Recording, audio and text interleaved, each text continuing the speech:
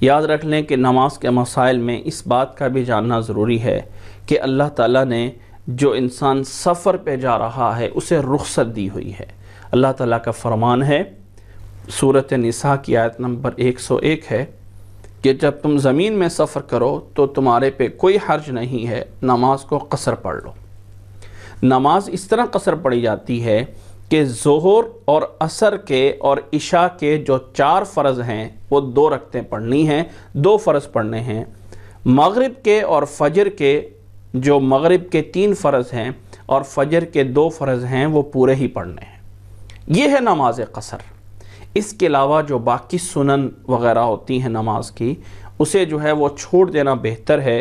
ہاں کبھی پڑھ لی جائیں تو کوئی حرج نہیں ہے، لیکن وطر اللہ کے نبی صلی اللہ علیہ وسلم اکثر جو ہے وہ سفر میں پڑھتے تھے، یا فجر کی سنتیں جو ہے اس کی اللہ کے نبی صلی اللہ علیہ وسلم پابندی فرما لیتے تھے۔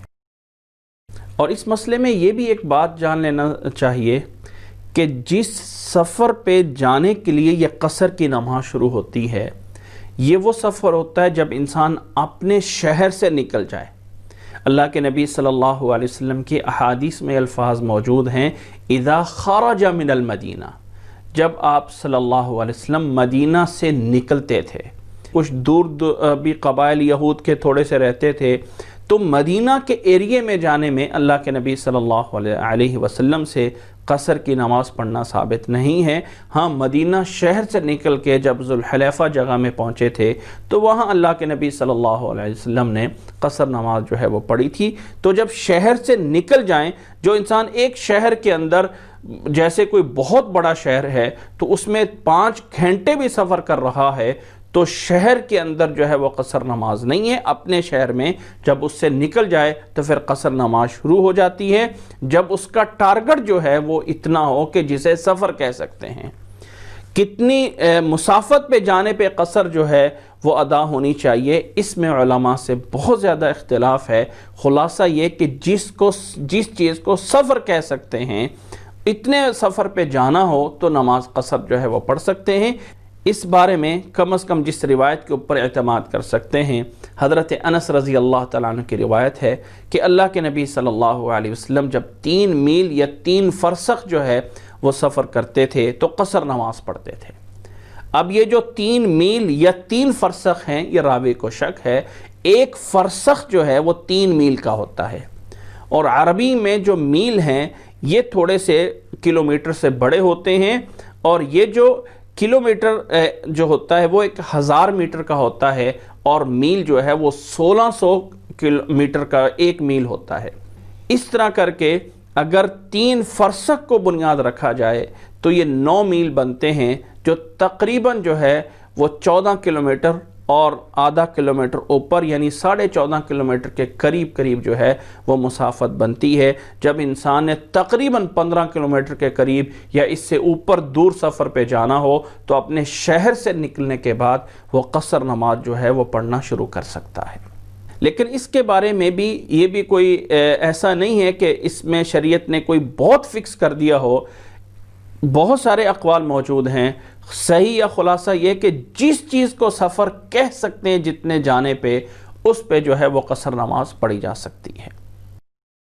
اور اس مسئلے میں اس بات کا بھی جان لیں کہ کتنے دن تک اپنی اس جگہ پہ رہیں جہاں جا رہے ہیں تو انسان قصر نماز پڑھ سکتا ہے۔ یاد رکھ لیں کہ اگر انسان کسی ایسی جگہ پہ پہنچ چکا ہے اپنی منزل پہ، اور یہاں اسے جو ہے وہ جلدی واپس جانے کا پروگرام نہیں ہے، ایک لمبا قیام ہے، وہ اس کو کہ فکس بھی نہیں کر سکتا، لیکن ایک لمبا قیام ہے، تو انسان کو چاہیے کہ پہلے دن سے پوری نماز پڑھنی شروع کر دے۔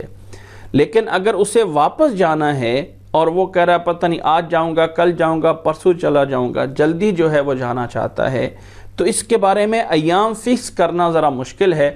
اللہ کے نبی صلی اللہ علیہ وسلم نے غزوہ تبوک میں 20 دن گزارے تھے اور قصر کی نماز ہی پڑھتے رہے تھے۔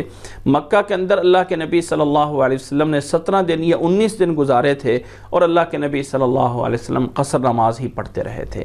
اس لیے کسی کو ہم زیادہ فکس نہیں کر سکتے، بس یہی اللہ کے نبی صلی اللہ علیہ وسلم کی ان احادیث کو بنیاد بنا سکتے ہیں۔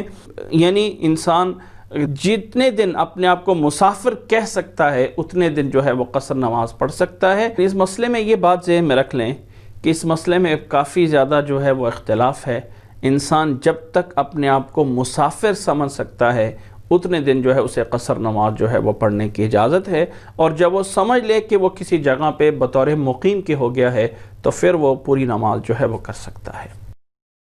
اسی طرح اس مسئلے میں یہ بھی ایک بات ذہن میں رکھ لینا چاہیے کہ سفر کے اندر اللہ کے نبی صلی اللہ علیہ وسلم سے ایک اور رخصت بھی موجود ہے، اور وہ یہ ہے کہ انسان دو نمازوں کو آپس میں ملا کر ایک وقت میں پڑھ سکتا ہے، ظہر اور عصر کو، اسی طرح مغرب اور عشاء کو۔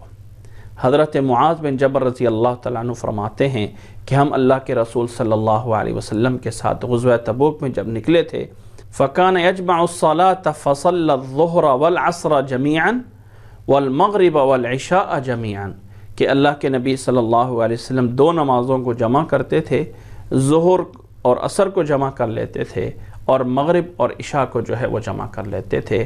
اللہ کے نبی صلی اللہ علیہ وسلم سے یہ آپ وسلم سے مسلم کی روایت میں ثابت ہے۔ تو سفر کے دوران انسان ظہر کو عصر کے ساتھ یا عصر کو ظہر کے ساتھ، اسی طرح مغرب کے ساتھ عشاء کو یا عشاء کے ساتھ مغرب کو، اس دوران جو ہے جتنا ان کا ٹائم موجود ہے دو نمازوں کا، ان دو نمازوں کو ظہر عصر کو یا مغرب عشاء کو آپس میں جمع کر کے جو ہے وہ پڑھ سکتا ہے۔ یہ اللہ کے نبی صلی اللہ علیہ وسلم کی طرف سے اجازت موجود ہے۔